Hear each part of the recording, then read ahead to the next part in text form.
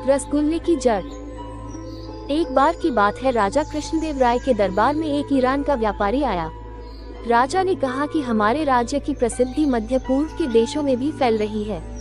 ये व्यापारी अब शाही मेहमान है, इसकी मेहमान नवाजी में किसी प्रकार की कमी नहीं रहनी चाहिए।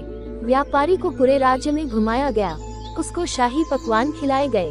रसोइया व्यापारी के लिए एक बर्तन में रसगुल्ले लेकर आया।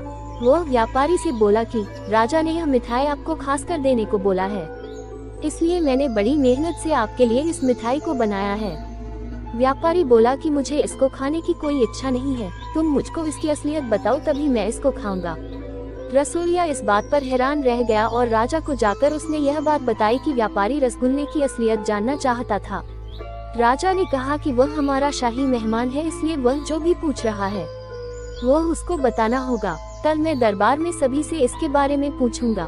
राजा ने अगले दिन दरबार में सभी दरबारियों के सामने रसगुल्ले की असलियत के बारे में पूछा तो सभी दरबारी हंसने लगे। राजा ने इसके बाद तेनालीराम से पूछा कि क्या तुम रसगुल्ले की असलियत को व्यापारी को बता सकते हो। तेनालीराम ने कहा कि वह रसगुल्ले की असलियत को बता सकता है, इसके लिए मुझे चांदी की कटोरी और एक चाकू चाहिए।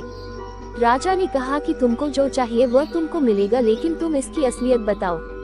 अगले दिन दरबार में तेनालीराम चांदी के कटोरे को मखमल के कपड़े से ढक कर लाया।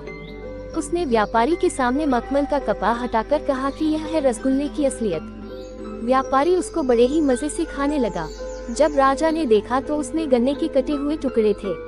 राजा बोले, तेनालीराम तुमने रसगुल्ले की असलियत कहकर व्यापारी को गन्ने के टुकड़े खिला दिए। तेनालीराम ने कहा कि महाराज, रसगुल्ले की मिठास चीनी से बनती है और चीनी गन्ने से बनती है, इस तरह रसगुल्ले की असलियत गन्ना ही हुआ। उसकी यह बात सुनकर राजा बहुत खुश हुआ और तेनालीराम की प्रशंसा की और व्यापारी को भी अपने सवाल का जवाब मिल चुका था। गाइस, ऐसी ही और नई कहानियों के लिए हमें सब्सक्राइब जरूर करें। धन्यवाद।